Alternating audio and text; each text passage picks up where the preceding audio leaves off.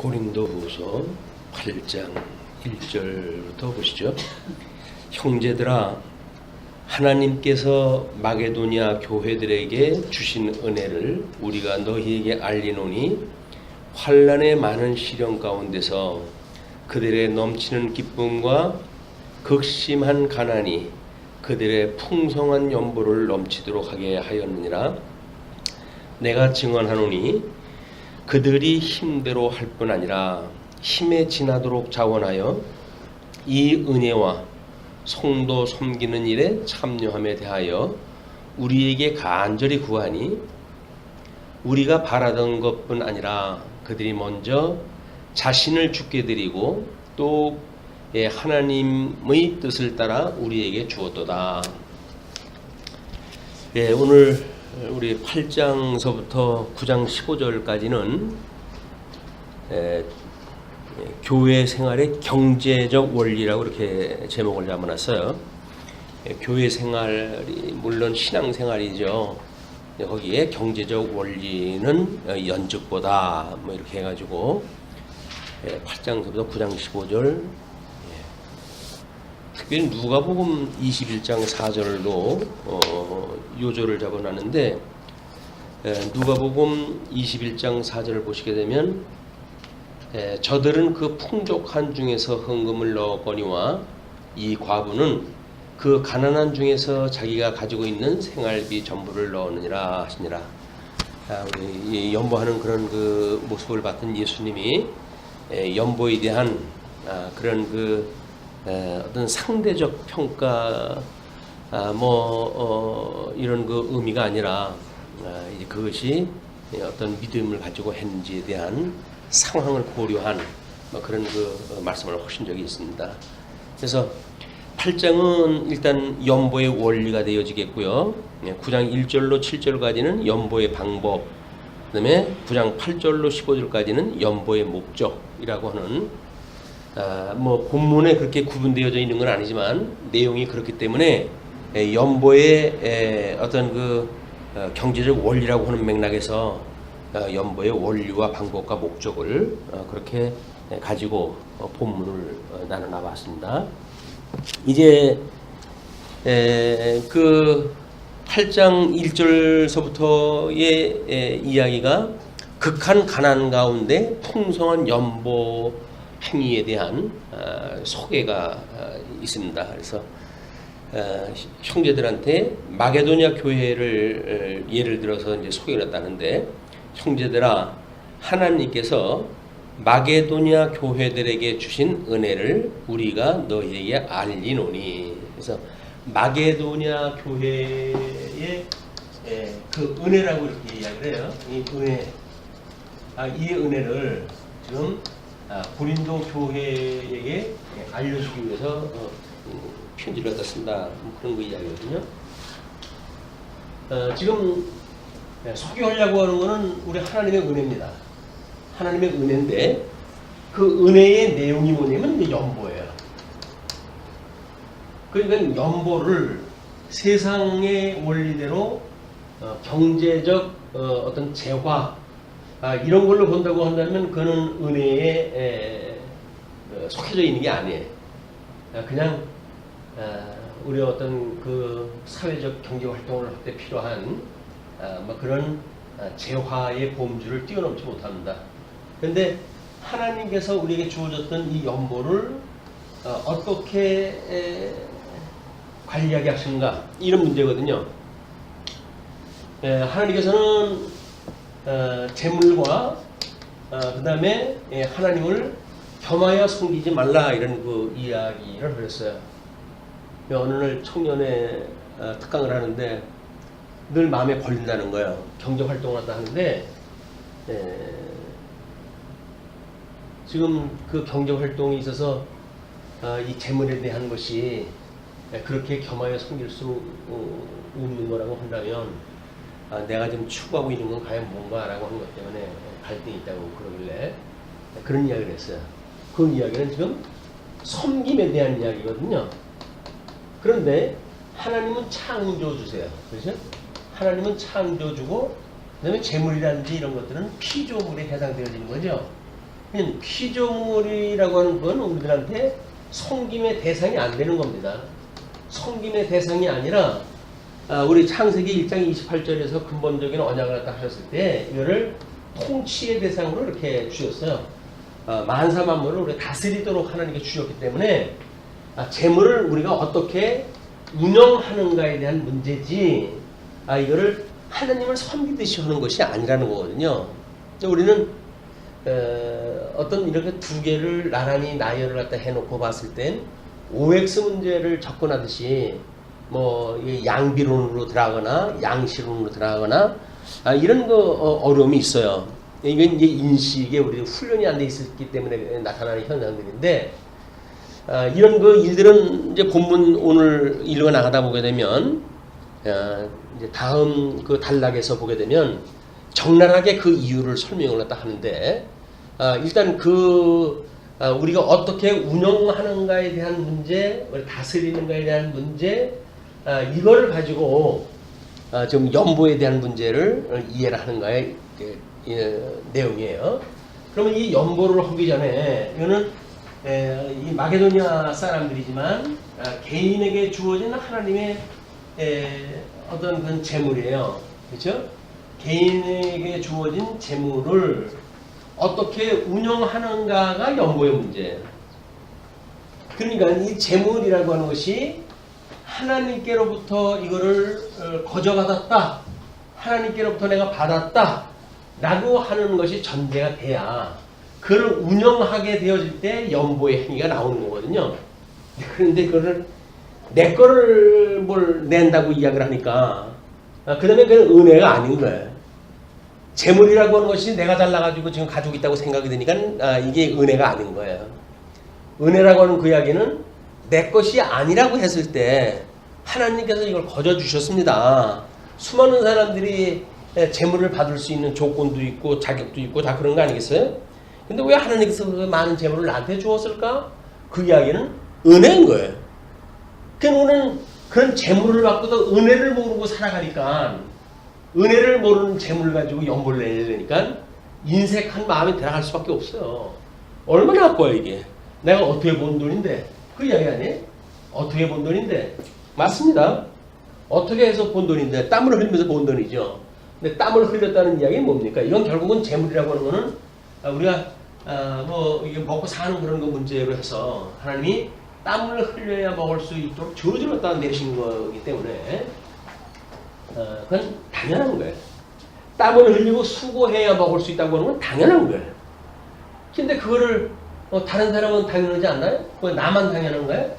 그러니까 이게 은혜로 여겨지질 않고 이건 내 거야 라고 하는 내 거를 잘라서 내려고 하니까 이것이 내 몸을 마치 찢어가지고 주는 것처럼 통증이 오는 거예요. 거기서 이걸 내가 어떻게 본 돈인데 내가 어떻게 땀을 흘려가지고 본 돈인데 내가 이걸 잘라가지고 이걸 내야 돼? 거기 뭐 좋은 곳이 있다고 내가 그럴래? 이런 생각이 드니까 인색한 마음으로 연보를 할 수밖에 없는 거예요. 그래서 우리 한국 교회가 11조라고 하는 거를 나름대로 이제 그 강조를 하고 그러잖아요. 그럼 11조라고 하는 그건 문제는 뭡니까? 이건 이미 법으로 해가지고 너희가 경제 활동을 할 때 공적 어떤 그런 종교 활동을 위해서는 적어도 10분의 1을 내야 된다고 하는 이런 걸 근거로 해야 제시를 했다 하는 거예요. 오늘 뭐 주전하고 이제 뭐 이야기하다가 인간들은 어차피 법으로 다스리지 않으면 이거 인간 말종은 어떻게 구제 방법이 없다. 왜냐면 술 먹고 사고 치고 그래놓고는 재판관은 술 먹은 상태 이걸 뭐 미약한 심리적으로 미약한 상태이기 때문에 뭐 벌을 덜 준다든지 이거 웃지 못할 일이 벌어지는 거예요.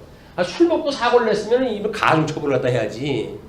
이 술 문화에 대해서 관대한 한국 이런 문화가 뭐 술 먹은 계란이 그걸 뭐 사람 취급도 그렇게 하냐. 그래가지고 그냥 일과성 어떤 사고로 이걸 취급했다 하기 때문에 이게 고질적으로 이게 치유가 안 되는 거예요.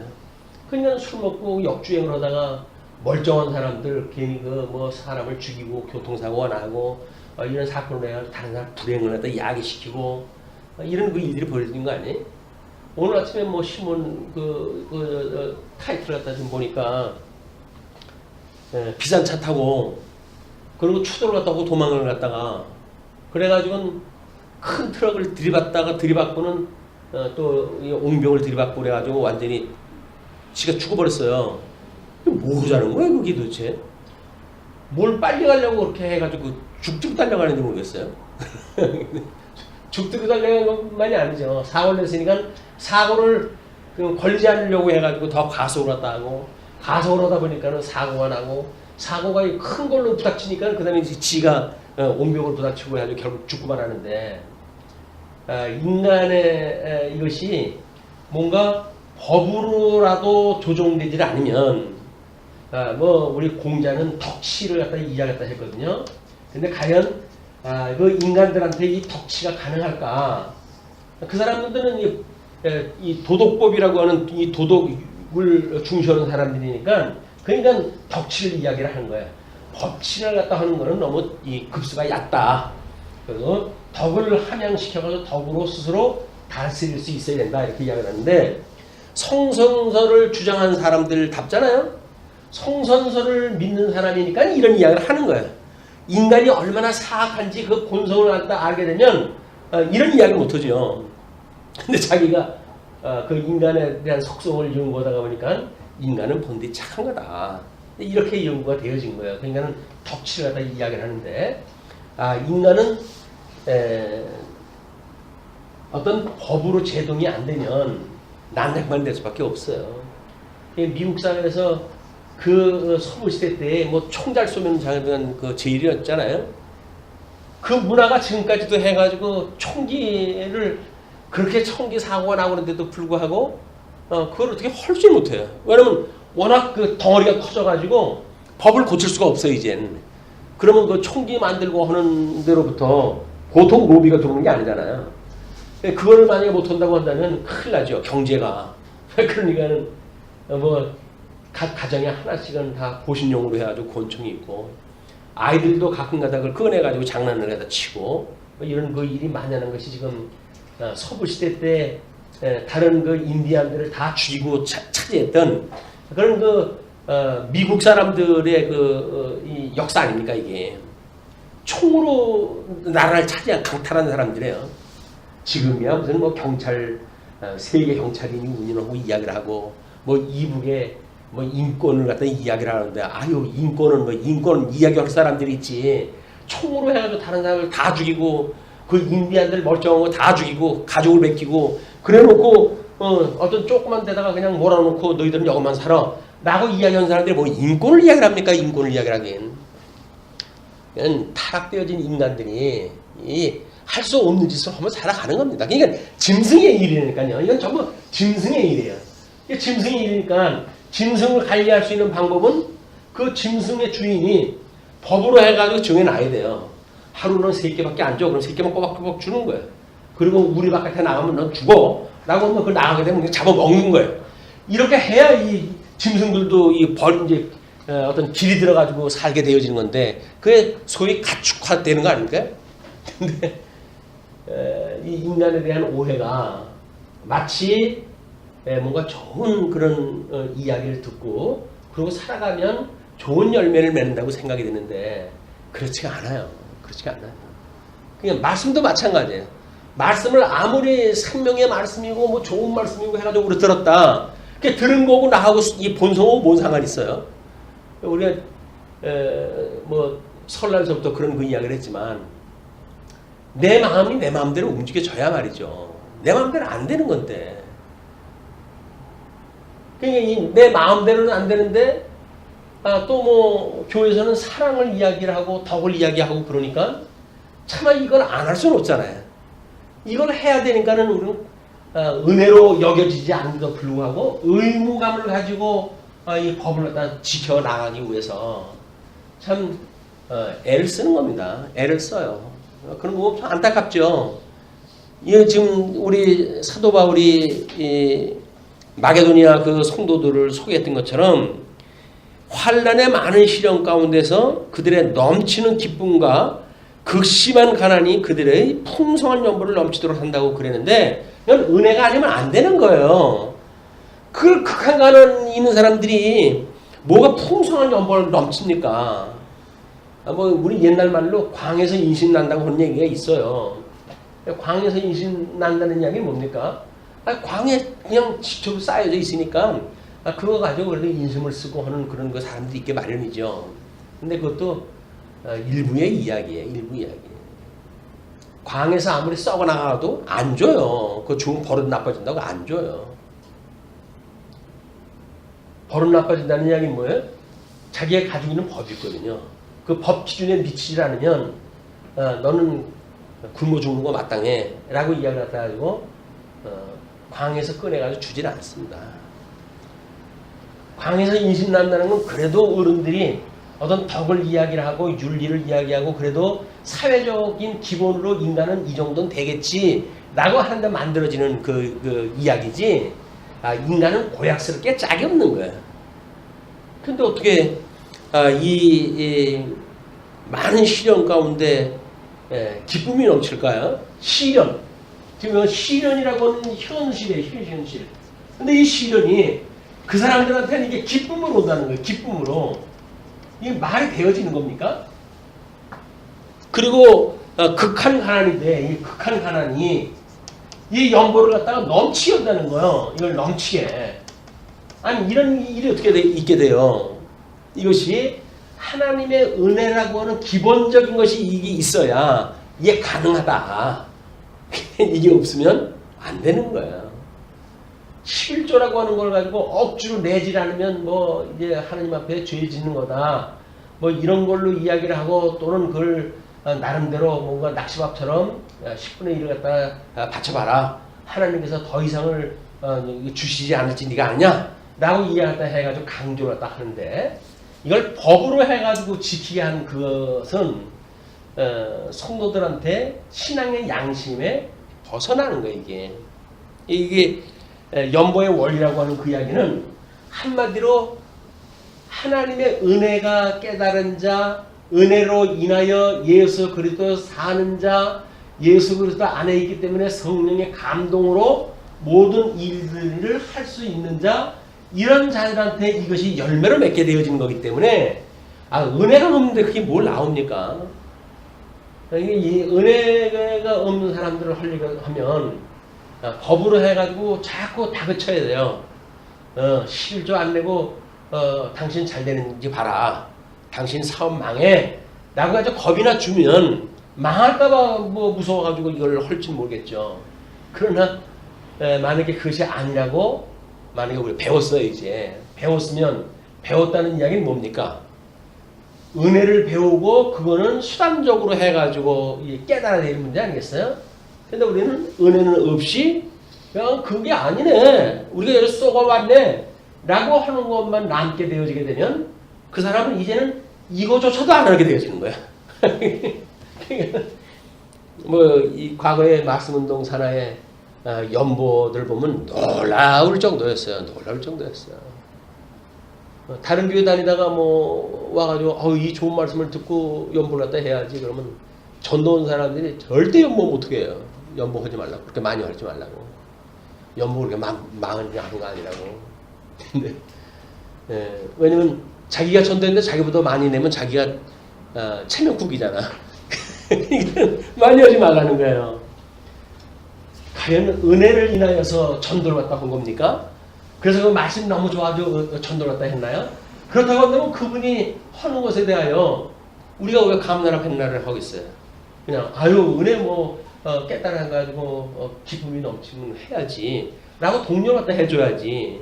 자기 오고 비유를 갖다 해가지고 많이 하지 말라 어쩌라 해가지고 끝까지 간섭을 갖다 하고 이런 그 일들이 자꾸 누구에 군림하고 싶은 사람들의 이 세상 사람들의 속성 그대로 있는 거예요. 그냥 속성이 있어가지고 전도 일단 했으니까 너는 내가 전도했으니까 너는 이제 내 말 잘 들어야 돼 라고 이야기를 하는 일들 이런 건 아주 웃기는 이야기입니다. 유척이 짝이 없는 이야기예요. 아니 성도가 누구의 성도인데 자기가 그걸 좌지우지해요. 그게 은혜를 모르는 사람도 하는 일이니까 그 얘기를 자기가 뭐 이런 법으로 해가지고 내가 너를 잘 가르칠 거야 만 이렇게 이야기 한다고 그러는데 그러면 안 되는 거예요. 하나님의 은혜를 가르쳐 줘야지. 사는 방법, 뭐 교회 생활 방법, 그게 무슨 의미가 있어요? 우리 고린도 교회의 그 뭐 사도 바울하고의 관계 뭐 이런 것들을 혹시나 했는데 그나마도 디도를 통해 가지고 들은 소식에 의해 가지고 지금 뭐 이 큰 믿음의 담력이 만들어진 거 아니에요? 너희들은 나를 갖다 무시하거나 그러질 않았구나. 극히 소수자들이 하는 이야기지. 너희들 대부분은 여전히 나 위에 그런 그 뭐 교회를 설립했을 때 그런 관계 그런 걸로 말미암아 하나님의 은혜 이런 걸 너희들이 아직도 가지고 있구나. 그걸 용납하니까 지금 은혜를 소개하는 거예요.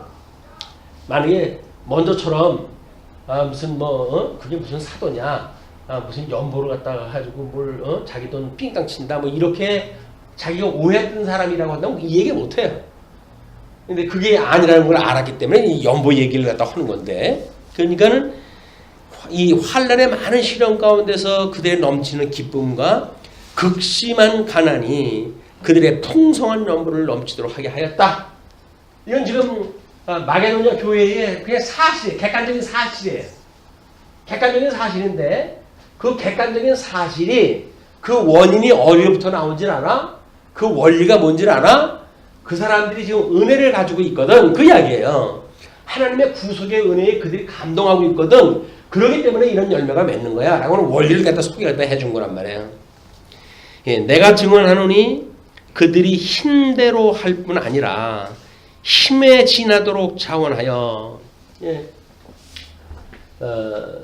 뭐 이제 기부금 영수증을 작성을 전부 해놨는데, 그걸 하다가 아무래도 이제 뭐 총수를 기록을 갖다 해야 되니까 뭐 비교하고 싶어서 비교가 되잖아요. 예. 근데 정말 힘에 넘치도록 하는 분이 있어요. 힘에 넘치도록 하는 분이 있어요. 사는 거 뻔한 건데, 근데 그 힘에 넘치도록 하는 그런 그 분들을 보게 되면 정말 은혜의 감동으로 신앙생활도 하니까 저게 가능하지. 다른 사람들하고 비교하게 되면 돈 많은 네가 그 정도 하는데 나는 이 정도 하면 됐지. 이렇게 이야기를 한다고 하면 그냥 뭐 수위 조절을 해가면서 적당히 할 수도 있어요. 근데 힘에 지나도록 하는 이런 그 자원하는 모습을 보게 되면 같은 성도로서 같은 지교의 성도로서 구성원으로서 그게 은혜가 되는 거예요. 또 하나님께서 은혜를 주시면 이렇게도 이게 가능하구나 라고 하는 것이 믿어진다. 예, 힘에 지나도록 자원하여 이 은혜와 성도 섬기는 일에, 예, 은혜를 깨달아 가지고 연보를 갖다 하니까 이걸 은혜와 성도 섬기는 일, 그 연보하는 일, 이거 일에 참여함에 대하여 우리에게 간절히 구하니, 이거를 사도 바울이 지금 예루살렘 교회가 극한 가난에 어렵다 뭐 이런 거 이야기를 듣고는 이거를 갖다가 사도 바울한테 오히려 부탁을 하는 거예요. 그래도 우리가 그분들로부터 이 복음을 들은 우리들인데 그분들이 어렵다고 한다면 물질적인 거 우리가 뭐 못 먹어서 죽을 정도도 아니라고 한다면 그분들한테 도움이 되도록 해야죠. 그러니 제발 이 일을 갖다 좀 감당을 해 주십시오. 이거 구하는 거예요. 먼저는 그런 걸 사기친다고 하고 삥친다고 해가지고 뭐 이런 생각도 했는데 그것이 아니라 오히려 연보를 하겠다고 구하는 거예요. 이런 그 일들이 지금 벌어지고 있으니까 그거를 우리가 바라던 것뿐 아니라 그들이 먼저 자신을 주께 드리고 또 하나님의 뜻을 따라 우리에게 주었도다. 이게 자기네들이 하는 것이 어떤 바라던 것 이런 것만 아니라 이제 우리가 뭐 연보를 얻다 해야 된다고 하는 그런 총체적인 그 큰 목적은 있었지만은, 근데 먼저 자신들이 이걸 주께 드렸다는 이야기는 하나님께서 이렇게 여기까지 인도하셨어요라고 하는 거 아니에요? 에베네셀 하나님께서 오늘 여기까지 우리를 인도하셨다. 그래서 내가 가지고 있는 모든 것이 주님께서 주신 것이다. 나의 생명서부터 나의 가지고 있는 모든 경제적 조건 또는 여기서 교회의 아름다운 관계에서 얻어지는 이런 말씀에 대한 행복, 이런 것들이 다 하나님이 주신 은혜라는 이야기예요. 그 은혜로 깨달아졌기 때문에 하나님의 그걸 먼저 자신을 죽게 드리고 그 이야기는 뭐예요? 자기를 주장하지 않고 그 이야기 아니에요? 자기를 부인하고 그리고 당신은 오직 주님만이 나의 전부입니다. 라고는 신앙 고백 아래 그런 그 이야기죠. 하나님의 뜻을 따라서 우리에게 주었다. 그렇게 이야기를 하는 거예요. 그게 위로는 하나님을 사랑하고 이웃을 내 몸같이 사랑하라고는 사랑의 한계 이게. 그냥 내 마음을 다하고, 그 다음에 목숨을 다하고, 그 다음에 뜻을 다하고, 이렇게 해서 하나님을 섬기라는 거 아니에요? 그럼 하나님께 바쳤다, 하나님께 드렸다 그 이야기는 뭐예요? 마음을 다하여 목숨을 다하고 뜻을 다해서 하나님을 사랑했다는 이야기 아닙니까?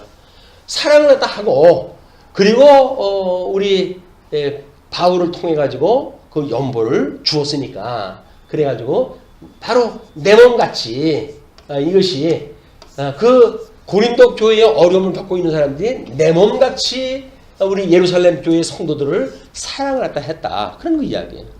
아니 자기가 지금 배고픈데 먹을 거 덜 먹고 이 사람들한테 죽었다고 그러니까 내 몸같이 사랑한 거 아닙니까?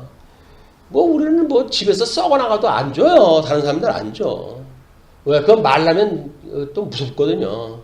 그거 뭐 먹고 남은 거 맨날 냉장고 청소하면서 뭐 수없이 나가더라. 이런 거 소문이나 나봐요. 창피하게 이루 말할 데 없고. 그러니까는 안 줘요. 아무도 몰래 갖다 버릴 망정 안 줘요. 물론 국제적으로 쌀이 남는 잉여 농산물 같은 거, 이건 뭐 수송비라든지 물가라든지 이런 것 때문에 그 제3국에 가난해가지고 굶어 죽는 사람이 얼마나 많습니까? 거기다 지원을 해주면 얼마나 좋을까요? 근데 경제 원리가 그렇지는 않아요. 자기네들의 그 어떤 물가 조정이라든지 수요 조정을 위하여 전부 물속에 집어넣습니다. 이것이 인간들이 해가는 일인데 국제적인 일이거나 개인적인 일이거나 똑같아요, 이게. 하나도 다르지 않다니까요. 그런데 이 마게도니아 성도들은 도대체 이걸 다 죽게 드리고 먼저 죽게 드렸다는 이야기는 하나님을 사랑하고 하나님께 저를 이렇게 죽었던 날 살리셨어요 라고는 기본 은혜를 인정했다는 거예요. 그래서 나는 이제 죽고 없어요 라고 자기를 부인했다는 거예요. 그러니까 자기 있는 것도 부인이 되죠. 자기가 부인 안 되는데 자기가 가지고 있는 소유가 부인된다고요? 거짓말이에요. 자기가 부인이 돼야 소유도 부인이 되지. 그러니까 그 자기의 소유를 예루살렘 성도들을 위해 가지고 오히려 그 바울한테 그걸 주면서 오히려 그걸 강구했다는 거 아닙니까? 간절히 구했다는 거 아닙니까? 자, 이게 연보의 원리예요. 연보의 원리. 이거는 우리 사랑이라고 하는 율법의 대강령이에요. 강령. 율법의 대강령. 율법의 대강령이라고 하는 그 이야기는 창세기 1장 28절에 나오고 있는 모든 도덕법에 대한 그 압축판이에요.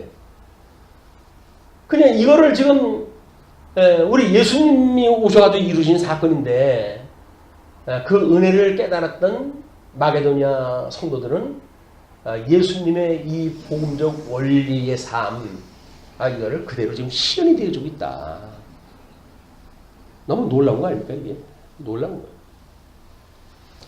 자, 6절로 8절 보시게 되면 믿음과 말 그리고 지식만큼이나 풍성한 연보를 권면한 내용이 소개가 되어집니다. 그러므로 우리가 디도를 권하여 그가 이미 너희 가운데서 시작하였은즉 이제 디도가 너희한테 지금 연보 이야기하고 뭐 이제 이렇게 이야기했던 거 이거는 다 우리가 권했던 이야기고 근데 그 디도가 그런 일들을 너희한테 시작을 했는데 이 은혜를 그대로 성취하게 하라 하였노라.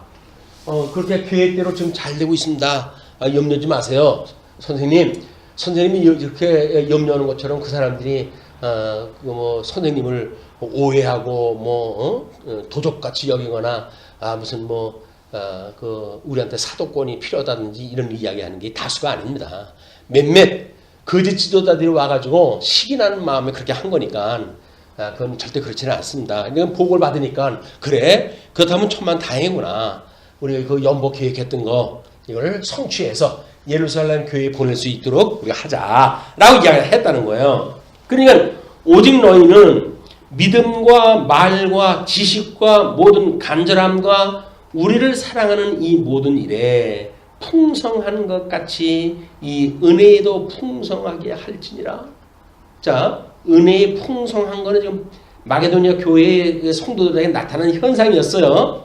근데 이것이 무엇같이 너희는 믿음과 말과 지식과 모든 간절함과 우리를 사랑하는 이 모든 일에 풍성함 같이. 여기서 이렇게 이야기했어요. 마음과 목숨과 뜻을 다하여 라고 이야기했다 했는데 거기서 뭐라고 그러죠? 믿음과 말과 지식. 믿음과 말과 지식. 우리가 이거를 우리 인간론적으로 봤을 때 우리가 영성이 있고 지성이 있고 심성이 있고 그 다음에 감성이 있고 덕성이 있다고 이렇게 이야기했다 했어요. 우리는 이제 이거를 인격이라고 이야기했어요. 성도의 인격, 중생인의 인격. 중생인의 인격이라고 하는 그 이야기는 한마디로 구원받은 성도들을 이야기를 하는 거죠. 여전도에 이번에 특강을 준비를 하다가 유형교회와 무형교회에 대한 이제 교회란 무엇인가를 해달라고 그러니까 그걸 봤더니 우리는 교회에 대해서 성격을 뭐라고 구분하다 했죠? 교회는 공동체가 아니라 뭐라고요? 유기체다 이렇게 이야기를 했잖아요. 이것이 성도들을 혼란을 불러일으킨 거예요. 성도를 혼란을 불러일으킨 거예요. 왜냐하면 공동체라고 하는 것은 유형교회를 이야기할 때 이 유형교회는 공동체예요.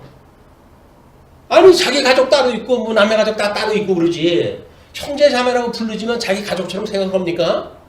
안 되는 거네. 이 유형교회 성도의 한계가 그건데 이 유기체라고 하는 것은 무형교회의 성도들을 이야기할 때 그 성격이 이것이 유기체라는 이야기입니다. 구원받는 사람들이 시대와 공간을 갖다 뛰어넘어가지고 주님 안에 하나의 백성이 되어진 것, 이걸 우리가 무형교회라고 한다면 그걸 유기체라고 이야기를 하고, 공동체라고 하는 그 이야기는 유형교회의 성도들은 공동체로 성격을 구분하다 해야 되는데, 우리는 눈에 보이는 이 유형교회를 유기체라고 이걸 설명하다 해버리니까 그래서 살아갈 수가 없잖아요. 하나님이 다 계신다고 해도 지 아프신 대로 하잖아요. 뭔 사랑, 뭔 유기체? 그것도 아닌 거예요. 그냥 공동체도 아니고 유기체도 아닌 거예요.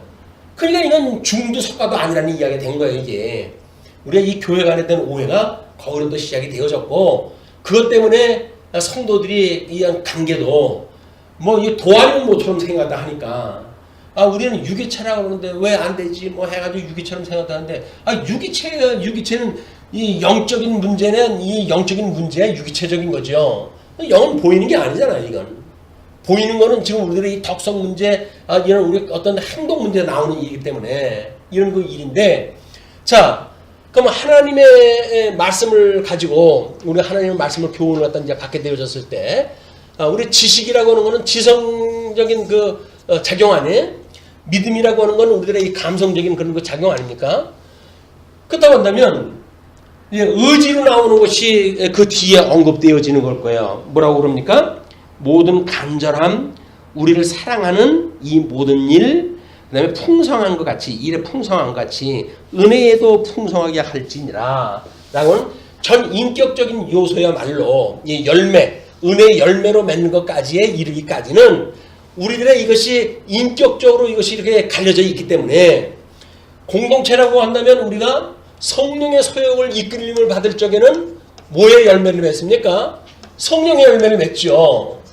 그런데 만약에 육체의 소욕에 놓여져 있다고 한다면 뭐를 갖다 받는다고요? 육체의 소욕을 그냥 열매를 맺으면 살아가는 거예요.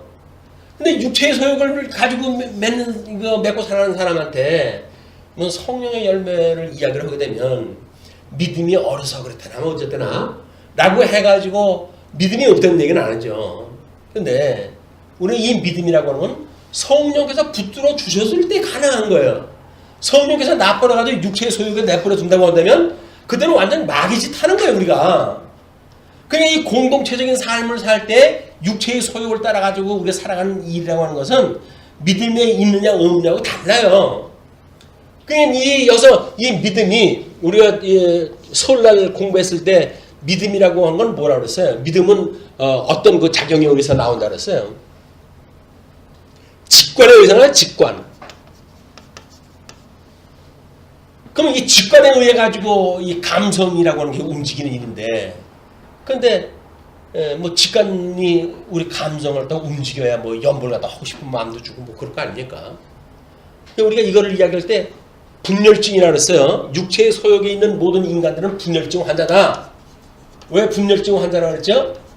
육체의 소욕과 그 다음에 이생의 자랑과 그 다음에 이 안목의 정욕과 육체의 정욕, 안목의 정욕, 이생의 자랑, 이것이 사단이 주는 거란 말이에요. 사단이 주는 건데 이게 전 인격적인 건데 우리가 각 요소마다 어떤 덕성 문제를 갖다 이야기할 때는 육체의 소욕으로, 또는 우리의 뭐 이런 어떤 마음에 대한 문제는 이생의 자랑으로, 또 감정 문제 이런 걸 안목의 정욕으로, 이걸 우리한테 완전히 공격을 갖다 해들어왔을 때는 전 인격적으로 이게 전부 달리 작동이 되어진다는 거예요.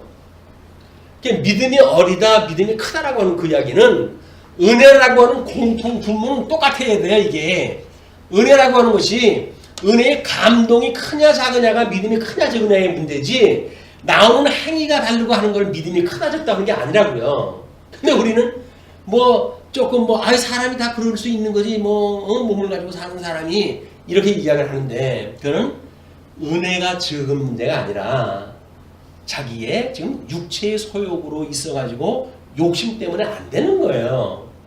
믿음이라고 하는 건 한마디로 뭐라고요? 방향성이에요. 방향성.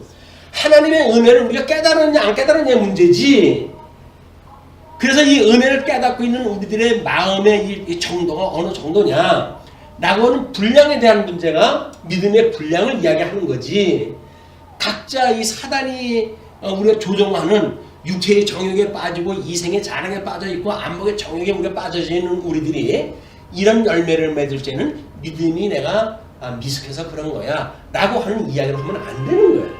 믿음의 정의에 맞지 않아요.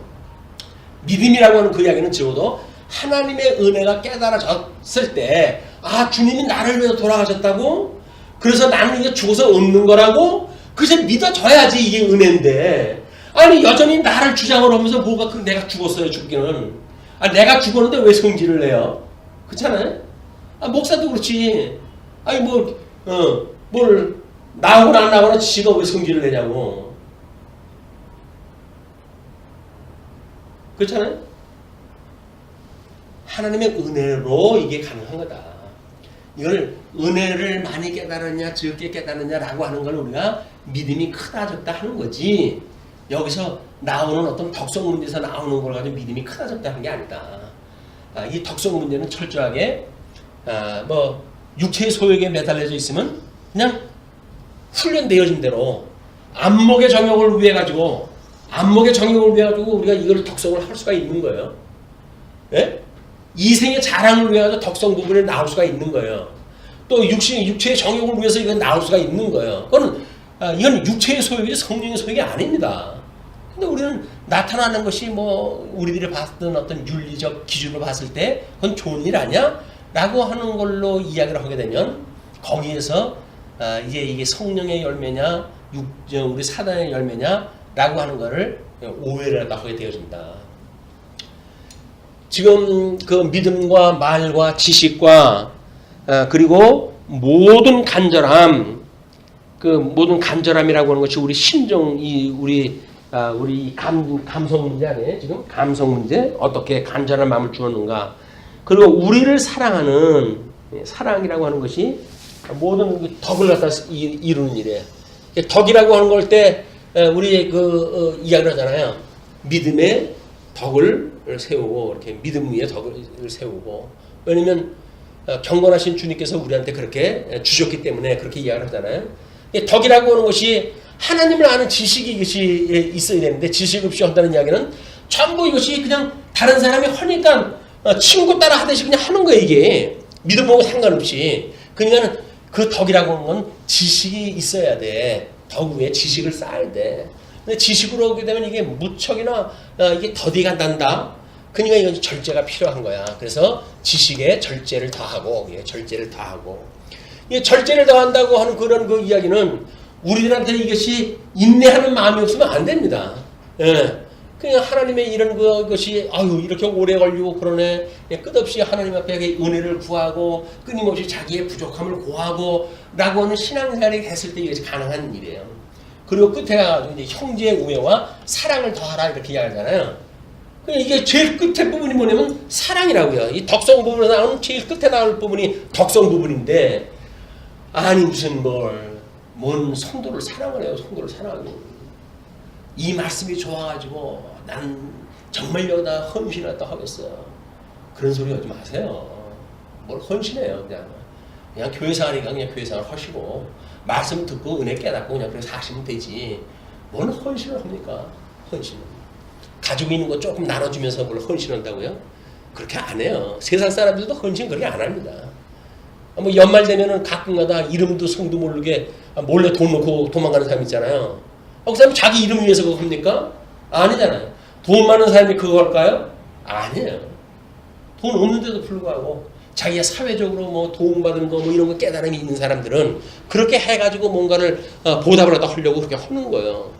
그건 믿음과 상관이 없어요. 그 사람들이. 근데 아니 무슨 뭐 생명의 말씀이고 뭐 이것이 백년 대계를 위해 가지고 이 복음이 전파되어야 되고 전승되어야 되고 근데 전승되는 건 뭔 상관이 있다고. 전승되는 건 뭐 있어요, 연보가. 아무 상관도 없는 건데. 왜 명분을 쌓냐고요, 명분을. 그게 힘들어지는 거예요. 명분이 무너지는 순간, 이건 자기가 부정당한 꼴이 돼버리고 말잖아요. 이 교회생활이 힘들어져요. 그런 명분이 있으면 안 돼요. 명분이 있으면 자기가 걸림돌이 돼버리고 말거든요. 그냥 은혜를 깨달았기 때문에 형편대로 한 거예요, 그냥 믿음대로. 그렇게 해야지 말씀이 좋고 그걸 지켜야 되고 당위성을 갖다 주장을 했다 하고 이렇게 해버리니까는 그것이 안 되는 날은 어떻게 해야 돼? 자기가 여태까지 해왔던 것이 모순이 드러날 때는 어떻게 해야 돼요? 체면 때문에 이거 같이 얼굴 볼 수가 없잖아요. 그러니까 힘들어지는 거예요. 믿음의 분량대로 했으면 형편 돼가지고 또 뭐 좀 더 낼 수도 있고 덜 낼 수도 있고 난 믿음이 그러니까 그랬어 라고 그냥 누가 뭐라 그래? 우리들의 믿음을 누가 뭐라고 그러겠어요. 자기가 입을 열어가지고 그러는 거 아니에요? 우리가 다 우리 입 열어가지고 내가 이거 진리를 때문에 내가 이렇게 하고 내가 이거 헌신하고 이런 이야기 해버리니까 나중에 그 사건, 이 여건이 조건이 환경이 달라지게 되면 그다음에 헐얘기가 없어져 버리는 거예요. 그런데 이게 헐얘기가 없어지는 것이 그래도 일만의 양심이 있어가지고 통시적인 우리들의 삶으로 이것이 우리의 삶을 좀 돌아본다고 한다면 모순이 드러나잖아요. 대부분 그것도 안 드러납니다. 그때는 그렇게 이야기한 거고 지금은 다른 걸로 해서 다르게 이야기를 해서 자기 스스로 모순을 못 느껴요. 보통 사람들은. 그런 게 힘든 거예요. 그게 자기 논리적으로 해가지고 내가 전에 이렇게 말했었는데 그럼 이게 걸리지 이렇게까지 앞뒤 정으로 해가지고 생각하고 사는 사람이 얼마 없어요. 그때 사는 겁니다. 그래놓고 믿음을 이야기하고 대단한 말씀이 여기서 이런 우리가 가지고 있는 지식 세계가 뭘 갖다 주는 것처럼 생각하다 하고 이런 거는 천만 오해다. 아무리 생명의 말씀이라고 하는 것이 강단에서 선포가 되어져도 믿음이 화합지 않으면 다 소용이 없는 이야기들이에요 이게. 난 그걸 가만히 생각을 해봤죠. 왜 우리가 한 20, 30년 전 이 말씀을 듣고 사람들이 그렇게 그냥 모든 걸 다 던지고 갈 정도로 그렇게 매료가 됐었는가. 그때만 하더라도 장로교회에서 어떤 이 법을 강조할 때 아닙니까? 장로교회에서. 근데 그게 아니라는 거예요. 이걸 부정을 해버렸어요. 그래서 성도들이 그래? 교회 생활이 그렇게 그런 거야? 라고 하니까 교회 안 나가도 된다고? 집에서 테이프 들어도 된다고? 이런 생각을 하니까 그렇게 펴는 게 어딨어. 주일날 일 바빠가지고 안 나갔으면 좋겠는데 주일날 교회 안 나오면 큰일 날 것처럼 이야기를 하니까 안 나갈 수도 없고 그래가지고 그냥 이리 쪼이고 저리 쪼이고 해가지고 억지로 나갔었는데 그게 괜찮다는 거예요. 그로부터 우리는 자유를 얻은 겁니다. 우리가 자유를 얻었던 거는 이 사망의 권세로부터 자유를 얻은 것이 아니라 사망 권세의 새로운 형식에 우리가 종이 돼버린 거예요. 근데 우리는 그것이 그렇게 마음이 기쁠 수가 없었잖아요. 야, 복음이로구나 이게. 근데 그게 싸구려 복음을 듣다가 보니까 결국 성도들의 삶이 어디로 간다고요? 어쩔 수 없이 결국은 자기 좋은 대로 갚으려고 마는 거예요. 오늘날 여기까지 에베네셀 하나님께서 여기까지 인도하신 거예요. 그게 이 말씀을 제대로 우리가 인식을 못하면 어떻게 되면 똑같은 전철을 그냥 밟을 수밖에 없어요. 공부를 또 하면서 이것이 뭔가 내가 잘못 깨달았네, 내가 뭘 잘못 알았네 라고 하는 자기의 어떤 그런 하나님 앞에 회개의 역사가 일어나야지, 회개의 역사가 없이 자기를 그냥 나는 문제가 없어 라고 하는 걸로 만약에 못을 박아놓게 되면 개선의 여지가 없어요.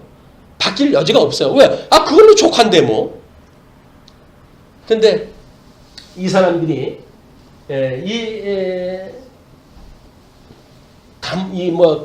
아주 그 심한 현재 있는 그 입장들이 마치 힘대로 아니라 그 힘보다 지내는 그런 그 일을 갖다 한다고 그렇게 이야기도 하는데, 이런 그 일들이 시련을 갖다 받고 있다. 시련을 받고 있다고 하는데 그들의 넘치는 기쁨이 있다라고 하는 이런 자기의 어떤 이 내면 세계 신앙적인 그런 그 변화, 그 이야기는 예수님의 죽으심과 부활이라고 하는 그 양면성 아닙니까? 이게 복음을 깨달았다고 하는 건 양면성이에요. 시련을 우리가 받고 있을 때 이걸 기쁨으로 여길 수 있다는 이야기는 그래도 그 좋게 생각을 하면 되지, 긍정적으로 생각을 해, 이렇게 해서 오는 게 아니에요. 이거는 예수님이 십자가에 죽지 않으면 어떻게 부활을 하셨겠어, 나한테 이런 시련이 없다고 한다면 원수 마귀를 주님께서 내 앞에서 진멸하실 때 내가 그렇게 목독하겠어, 이런 믿음이 있는 거예요. 그러니까 우리를 공격하고 있는 이 사단 무리가 하나님께서 이제 심판을 하신다고 하는 게 믿어지기 때문에 우리한테 인내가 만들어지는 거란 말이에요. 계시록 이제 다음 시간에 가게 되면 이제 그 심판에 대한 이야기입니다. 극적인 사건 아닌가요? 그 파티를 갖다가 죽었던 로마를 하나님께서 싹 쓸어버리겠다고 하시는데 얼마나 전일을 할 그런 그 사건이에요. 이게 대반전이 일어나는데 이게 복음의 이 능력이란 말이에요. 복음의 능력이 아니면 그런 일이 일어날 수가 없다. 현재 우리가 당하고 있는 어려움, 이거는 마땅하지. 우리 주님께서 십자가에 죽으실 만큼 고난을 당했는데 내가 그의 지체인데 왜 고난을 안 받겠어? 고난 받는 게 당연한 일이지 라고 해야 예수를 믿는 거죠. 너희가 환난을 받을 때 너희를 세상이 미워하는 것이 아니라 나를 먼저 미워한 줄 알아, 그 이야기 아닙니까? 그래서 그 예수님이 나를 위해서 돌아가셨다고 한다면 예수님이 부활하실 때 우리가 함께 부활한다고 하는 걸 믿는 거 아니에요? 믿는 거 아니에요? 예수님과 함께 죽고 예수님과 함께 살았다고 하는 것이 우리가 세례라고 하는 교회에 처음 들어왔을 때의 신앙 고백인데, 교회 생활 20년 30년 하고도 저 복음적인 기초를 갖다 우리가 부정을 갖다 하고 무슨 교회 생활을 해요. 신앙 생활을 예수님하고 함께 죽지를 않았다고 그러면서 무슨 신앙 생활을 하냐고요. 예수님하고 함께 죽지를 않았으니까 뭐예요? 그냥 자연인으로 지금 이 교회 생활을 하는 거예요. 공동체니까 이 교회는 유형교회는 공동체니까 내가 내 밥 먹고 내가 교회 생활하는데 왜 네가 잔소리야? 라고 할 수 없는 거 아니에요 이게. 근데 과거에는 법으로 해가지고 이게 통제가 됐지만 그게 아니라고 하는 것이 만천에 드러났잖아요. 이게? 그럼 이제 어떻게 할 거예요? 뭘 어떻게 해요? 생명의 말씀을 전하는 방법이 위에는 없어요. 주님의 몸된 교회 이 은혜를 구하는 일은 말씀 전하고 그 다음에 우리가 성례를 갖다 하고 그리고 은혜를 갖다 구하는 기도가 아니면 은혜의 방도가 없는 거예요. 그걸 인간적인 방법으로 된다고요? 그럼 교회 아니죠. 교회의 은혜의 방도라고 하는 그 세 가지밖에 없어요. 하나님 앞에 기도하고 성례를 통해 가지고 십자가의 도를 끊임없이 우리가 체휼하고 그리고 말씀으로 해가지고 일용할 양식을 삼고 하는 것 외에는 방법이 없는 겁니다. 자, 그런데 참 고린도 교회 세운 지 얼마 되지도 않은 교회인데 이런 그 은혜가 넘쳐서 사도 바울이 이런 이야기를 할 수 있다는 이야기는 참 너무 우리들한테 귀감이 되는 교회 아닌가요? 야, 사도 바울의 이런 그 이야기가 그냥 읽어가지고는 무슨 의미인지 모르잖아요. 이걸 장하게 풀어가지고 설명을 하니까 우리들의 속 생각까지 이걸 다 드러나고 그러니까 우리들이 야, 그래? 라고 하는 생각이 들지. 그냥 형식적으로 문장만 읽으면 그래 우리들도 어렸을 때 연보한 적 있어. 우리가 환난 적에도 기뻐한 적이 있어. 라고 하는 그런 걸로 해가지고 일축하고 넘어가 쉬운 그 대목들 아닙니까? 근데 그게 아니다. 그래서 내가 명령으로 하는 말이 아니고 오직 다른 이들의 간절함을 가지고, 다른 이들이라고 하는 건 마게도냐 사람들이 그들에게 그 간절하게 구했던 그 사건이기 때문에 그 간절함을 가지고 너희의 사랑의 진실함을 증명하고자 합니다. 마게도냐 교인들이 나한테 이렇게 간절히 구했는데 그 간절하게 구한 거를 너희한테 이렇게 이야기하는 거는 너희들한테 명분을 주고 경쟁심을 유발시키고 이래가지고 뭐 연보에 참여라고 하는 얘기가 아니야. 너희들도 본래 예수님을 그리스도로 믿었을 때 그런 마음이 있었잖아. 그거를 내가 너희들을 밝히고 싶은 거야. 너희들 드러나고 싶은 거야. 그런 그 이야기야. 너희들한테 그렇게 진실하다고 하는 사실을 증명하고 싶은 거야, 나가. 왜? 나하고 너희들이 함께 이 복음에 참여했던 자들 아니야? 그러니까 그런 오해가 불식된 지금 와서 내가 너희들을 증명할 때 해가지고 마게도냐 교인들한테도 이 고린도 교인들 너희들하고 다르지 않은 교인들이었어 라고 하는 걸 증명하고 싶은 거예요. 이것이 뭐 자기가 세웠던 교회를 사랑하는 이 바울의 입장에서는 당연한 이야기 아닐까요? 그래서 자기 교회를 사랑하고 자랑을 하는 건 그래서 자랑을 하는 거예요. 그걸 받았던 은혜가 넘치기 때문에 그렇게 자랑을 하는 거예요. 그걸 뒤에다가 뭐 비하하고 뒷담화하고 가지고 있는 교회 성도들을 갖다가 전부 이렇게 무시하고 이런 그 일들은 교회 사랑하지 않기 때문에 그러는 거예요. 교회 무너뜨리자고 하는 얘기지. 교회 살려고 하는데 그런 이야기를 어떻게 해요. 그런 그 이야기가 그런 실체를 다 알게 되면 방법이 없어. 하나님 앞에 기도하는 수밖에 없어. 이 악으로부터 우리가 구해주시지 않으면 우리는 어쩔 수 없이 그렇게 살아갈 수밖에 없는데 주님. 그래서 주님께서 우리한테 은혜로 이 말씀을 주셨는데 그런데 이걸 지키는 것이 우리가 마땅히 해야 할 일 아닙니까? 그냥 우리들한테 주님 이런 그 악의 모든 그런 그 어떤 공격으로부터 우리를 지켜주시고 우리를 건져주세요 라고 하는 것이 기도할 일이다. 자, 9절 이야기입니다. 그 9절에서부터 15절을 보시게 되면 봉사의 직무인 연보의 복음적인 원리에 대해서 교훈을 다 하는데요.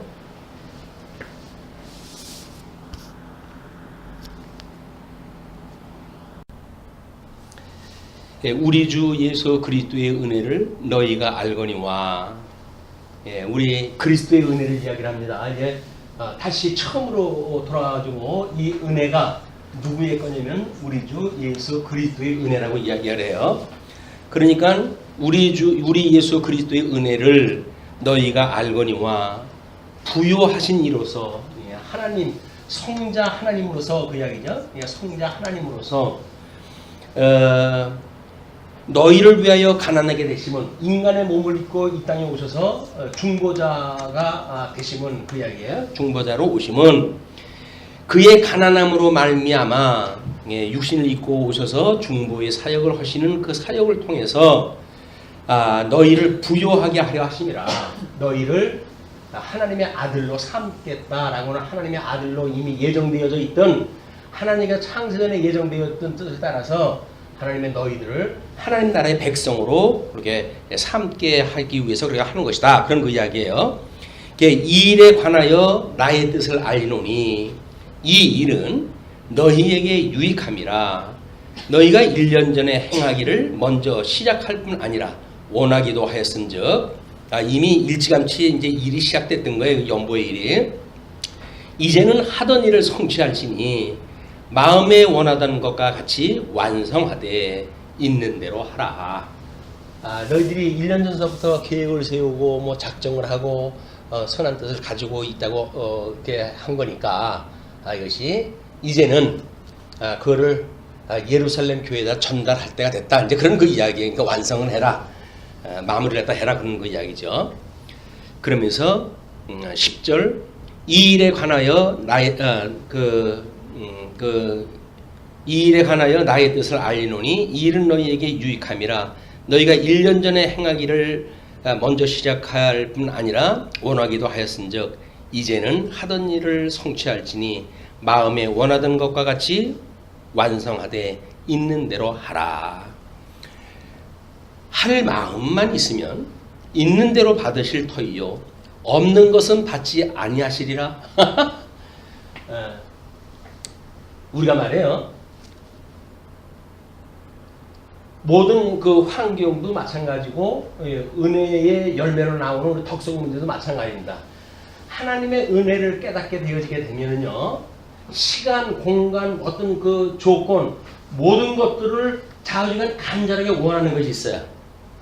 그럼 그 일이 돼요. 그 일이 열려요. 왜냐면 은혜를 주신 분께서 이미 그런 마음을 주셨고 그런 열매를 맺게 하시면 섭리가 이 은혜로부터 시작되어지는 거거든요.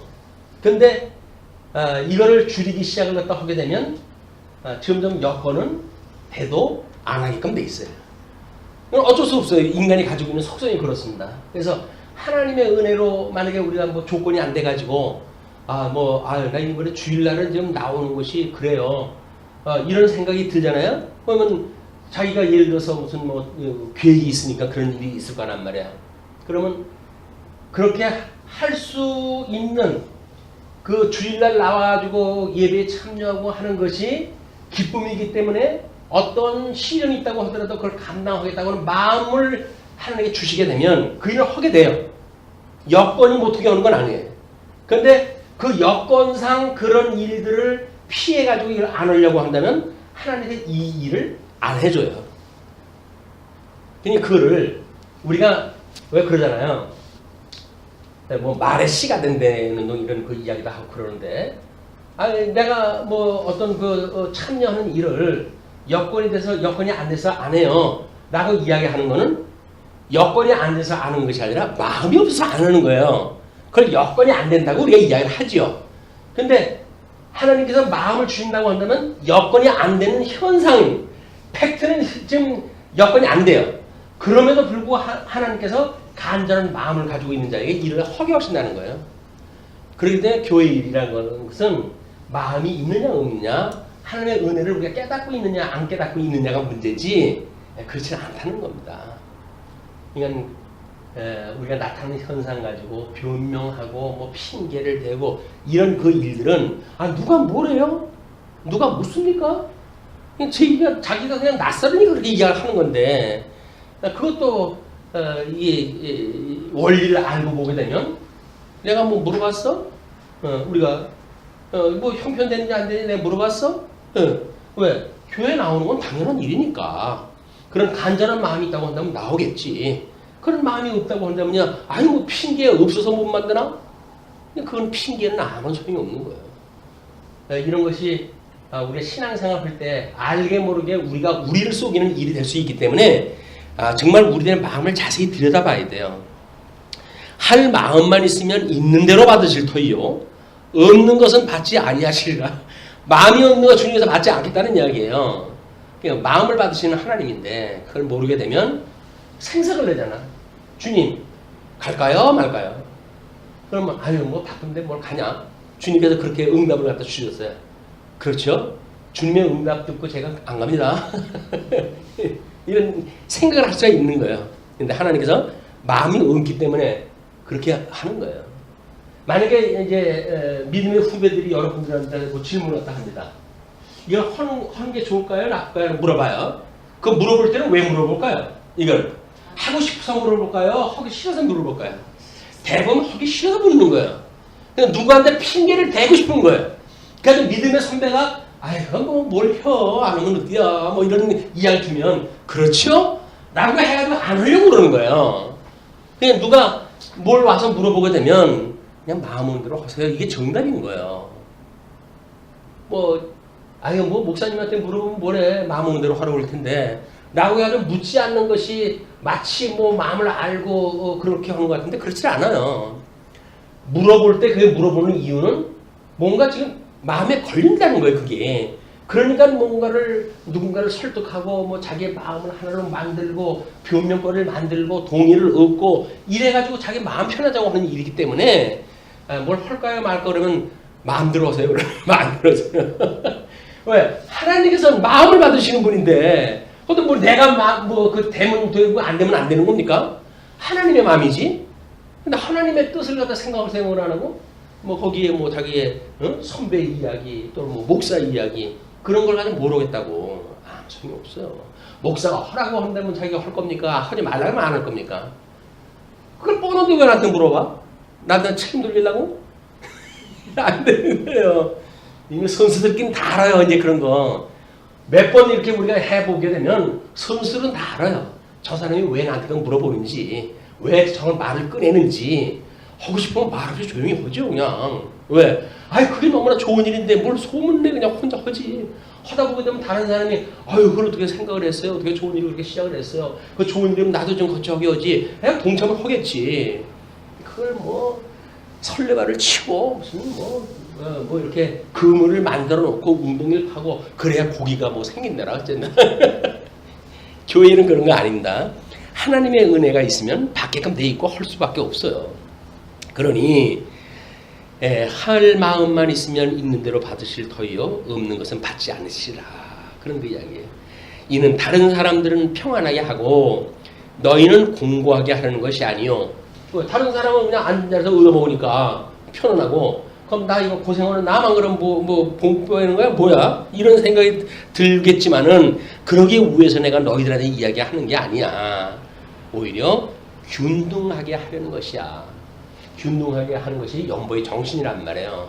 유효한 자는 조금 더 뭐 힘든데도 불구하고 조금 더 해가지고 뭔가 이 공동체의 운영이 되게 하고 뭐 은혜가 좀 부족한 사람 또 부족한 대로 하겠지. 그러나 또 뭐 다른 사람 눈치 보는 사람 또 눈치 보고 뭐 조금 더 하는 사람도 있고 뭐 다른 사람 역사람 보니까는 아유 이거 괜히 더 할 필요 없겠다 하면 깎기도 하고 그러겠지.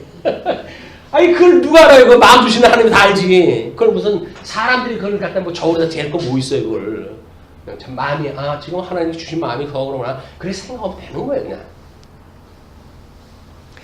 이제 너희의 넉넉한 것으로 그들의 부족한 것을 보충함은 너희의 넉넉한 것이라고 하는 그 이야기는 유효한 가운데 나온 것이 아닙니다. 극한 가난 가운데 나온 거예요.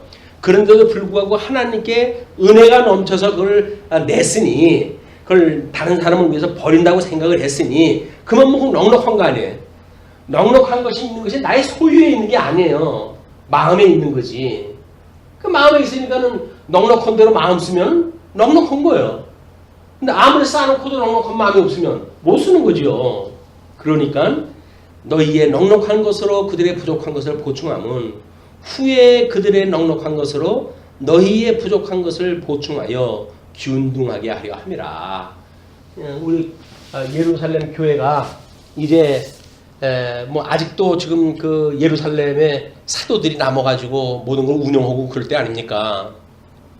막 이거는 역사적으로 주 68년경 네로의 박해로 해가지고 성도들이 다 죽고 그랬을 때 그럴 때 예루살렘에서 모든 사도들을 불러 모아가지고 앞으로의 대책을 갖다 논의를 갖다 하잖아요.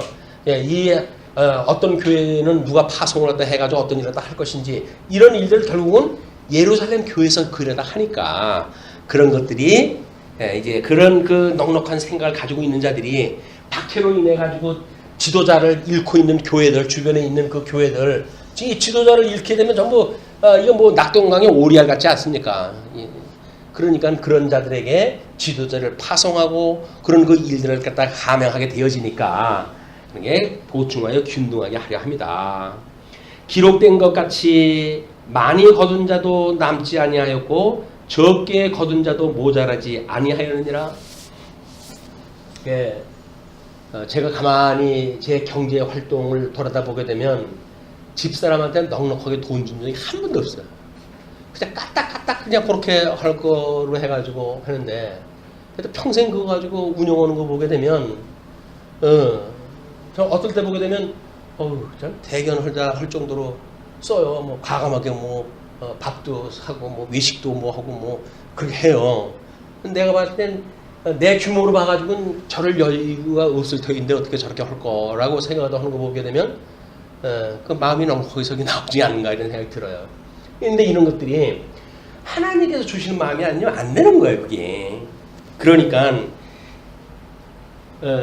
뭐 이번에 아들한테 그렇게 이야기를 했다 그러더라고요. 야, 나는 요즘 그냥 힘들고 그러면은 외식도 하고 가끔가다 다른 사람 사주고 그렇게 산다. 그 대신 노후 대책은 내가 하나도 못해. 라고 이야기했대요. 그랬더니 그 아들이 저축할 것이 어디 있겠어요? 그래가지고 이제 좋게 넘겼겠지만은 그녀는 그냥 오늘 있는 거 가지고 그냥 오늘 먹고 사는 거예요. 요즘 노후 대책 갖다 세워야 된다 어쩐다 해가지고 오늘 사는 사람들이 전부 이제 이 내일을 위해 가지고 살아가게 말은 아닙니까? 요게 사단 세계가 속이는 속임수예요. 한날 걱정은 그날 족하다. 내일 걱정은 내일 해라. 그것이 주님께서 가르쳐 주신 일인데 우리는 자꾸 내일 거 걱정을 땡겨가지고 오늘 하다가 보니까 평안할 날이 없어요. 전부 당겨가지고 우리 고민도 전부 당겨가지고 하게 되어지기 때문에. 근데 하나님도 오죽 그걸 갖다 만사를 섭리하시는 분께서 무엇을 먹을까 마실까 염려하지 말라고 하는 주님께서 어련히 알아서 가지고 오늘 걱정 오늘만 하라고 그랬을까요? 그게 믿어진다고 한다면 오늘은 걱정 안 할 수가 없겠죠 당장. 그렇다고 한다면 오늘 걱정하시고 내일 건 땡겨서 하지 마라. 오늘 거 걱정을 하시고 또 내일 가서 그것이 풀리지 않았으면 그 문제 가지고 내일 또 걱정하면 되죠.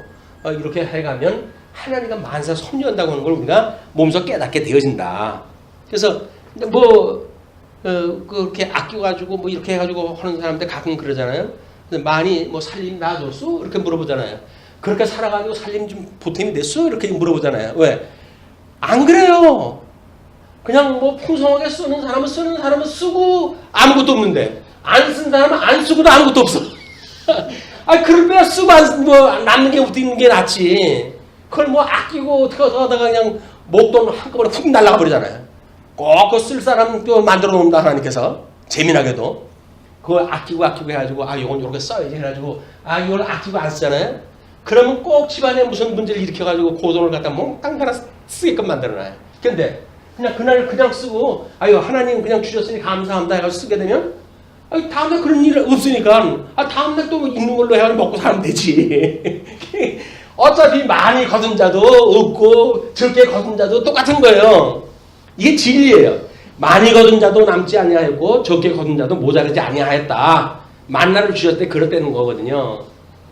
그것이 신령한 은혜에 대한 문제, 우리들의 문제에 모든 문제에 해당되는 일입니다. 그런 뒤에 이제 그 16절에서부터 19절 보시게 되면 권면을 받아 파견되는 디도 일행에 대해서 경위를 소개했다 하죠. 너희를 위하여 같은 간절함을 디도의 마음에도 주시는 하나님께 감사하노니. 디도도 그런 간절한 마음이 있는 거예요. 사도 바울도 그런 간절한 마음이 있는 거예요. 마게도냐 교회도 그런 간절한 마음이 있었어요. 그래서 사도 바울한테 그렇게 간절히 요구를 했어요. 알고 보니 고린도 교회도 그런 간절한 마음이 있었어요. 그러니까 그거를 완전히 우리가 한 세트로 묶어가지고 그가 권함을 받고 더욱 간절함으로 자원하여 너희에게 나아갔고 또 그와 함께 그 형제를 보내었으니 이 사람은 복음으로서 모든 교회에서 사랑을 받는 자요. 이뿐 아니라 그는 동일한 주의 영광과 우리의 원을 나타내기 위하여 여러 교회의 택함을 받아 우리가 맡은 은혜의 일로 우리와 동행하는 자라. 디도와 동행자를 같이 보내는데 그 동행자도 우리하고 그런 그 일을 함께하는 자다. 그런 그 이야기죠. 그러면서 20절로 24절 이제 주와 사람 앞에 선한 일의 증거로 협력할 것을 부탁을 합니다. 이것을 조심함은 우리가 맡은 이 거액의 연보에 대하여 아무도 우리를 비방하지 못하게 하려 함이니. 지금 허기전서부터 고린도 교회 그런 가짜 뉴스를 갖다 퍼뜨리는 인간들이 있었잖아요. 그러니까 그런 조심스러운 거예요. 그래서 우리 맡은 이 거액의 연보에 대하여 아무도 우리를 비방하지 못하게 하려 함이니 이는 우리가 주 앞에서뿐 아니라 사람 앞에서도 선한 일에 조심하려 함이라. 이 공동체라고 하는 그 이야기가 그 이야기예요. 하나님 앞에서뿐만 아니라 사람 앞에서도 조심하다 해야 되는 것이 공동체적인 특징이에요. 만약에 유기체라고 한다면 성령의 감동으로 다 아는 사람들이 그런 고민을 왜 해요? 주님의 몸된 교회이기 때문에 유형교회이기 때문에 이제 그 구성원들한테 오해가 없는 일들을 우리가 이렇게 저렇게 조심을 하는 것이다. 교회 행정의 질서는 그래서 필요한 거예요. 그게 그 독단적으로 어떤 한 사람에 의해서 되어지게 되면 자기 멋대로 되어지는 거 아닙니까? 그러니까 교회가 끊임없이 뭐 작은 모임부터 큰 모임에 이르기까지 모든 회의를 통해서 그 일을 다 하는 거예요. 왜? 아니 지가 뭔데 그 주관을 갖다 해가지고 자기 뜻을 갖다 교회에서 펼치냐고요. 내 꿈을 펼쳐라. 뭐 이거는 유행가에서 나오는 거지 찬송가에서 나오는 거 아니에요. 그런 거 얘기는. 교회에서는 여러 사람의 의견을 모아가지고 믿음이 큰 자도 있고 작은 자도 있고 은사가 다른 자가 있는데 그런 자들이 모여가지고 의논고 그 일에다 해가서 질서를 잡는 일이다. 그렇게 했을 때 앞에서 이야기했던 것처럼 많이 거둔 자도 남지 않고 적게 거둔 자도 모자라지 않는 거예요. 아니 여기서 다 토의에 의해 가지고 결성이 되어졌는데 믿음이 큰 자나 작은 자에 의해서 결의가 되어졌다는 이야기는 뭡니까? 이미 의견을 결정했다는 거 아니겠어요? 그렇다고 한다면 믿음이 큰 사람이 그걸 갖다 놓고 난 더 해야 되는데 이 사람들이 이렇게 해가지고 그건 못했네 라고 해가지고 남는 부분이 있질 않아요. 왜냐면 주님의 뜻이 여기까지로군요 라고 인정을 다 하는 거예요. 이것이 공동체의 결이지 그것이 하나님을 빼놓게 되면 민주주의의 원칙이라고요. 이게 민주주의가 무슨 한 사람에 의해 가지고 요즘 가끔가다 뭐 우리 민중은 개돼지와 같다고 이렇게 이야기하는 그런 그 쓸개 빠진 인간들 있잖아요. 어디는 민중을 갖다가 개돼지에다 비유를 다 합니까? 그렇게 보는 지 눈이 개돼지 눈이니까 그렇게 보이지. 성도들을 갖다가 백성들을 갖다가 그렇게 보면 안 돼요. 치정자가 백성이는 세금 가지고 먹고 사는 인간이 어떻게 그런 이야기를 할 수가 있어요. 근데 그런 이야기를 해도 아무렇지도 않아. 왜 자기도 그러고 사니까. 우리는 이 결의를 갖다 했을 적에 성도들의 한 사람 한 사람의 마음을 다 하나님께서 수용했다 해서 이 의논을 갖다 하셨다 라고 믿어지게 되면 자꾸 그걸 가지고 시비를 걸면 안 돼요. 그때 내가 그걸 그렇게 하지 말았어야 되는데 하지 않았으면 뭐가 남는 게 있을까요? 안 그래요. 그러니까 될 게 그렇게 되어진 겁니다. 하나님이 하게 하신다는 일이 얼마나 그 의미가 심오한지 몰라요. 그걸 가지고 지 어떤 육체의 기회다 삼으려고 하니까는 그게 뭐 이상한 이야기다 어쩌다 그러는데 그렇지는 않습니다. 자, 또 그들과 함께 우리의 한 형제를 보내었노니 왜냐면 지금 한 사람 디도만 보내진 않고 증인을 세워가지고 지금 함께 보내고 동역자가 동행하게 되어진 것은 그런 그 이야기예요. 그걸 조심하려고 지금 그렇게 했다는 거죠. 그러니까 그가 여러 이 한 형제를 보내었노니 우리는 그가 여러 가지 일에 간절한 것을 여러 번 확인하였거니와 이제 그가 너희를 크게 믿음으로 더욱 간절하니라. 그냥 동행한 우리 그 증인은 2명 이상을 세워야 되니까 그 증인을 보내는데 그 증인도 간절한 마음을 알고 있었고 그런 간절한 마음으로 우리들한테 시험의 패스가 되어졌고 또 나아가려고 하는 마음이 있어가지고 보냈다 그런 그 이야기죠. 디도로 말하면 나의 동료요. 그러니까 자기의 뭐 그 복음으로 난 아들 같은 그 사람인데도 불구하고 자기의 동료라고 이야기를 하잖아요. 디도로 말하면 나의 동료요. 너희를 위한 나의 동역자요. 우리 형제들로 말하면 여러 교회의 사자들이요 그리스도의 영광이니라.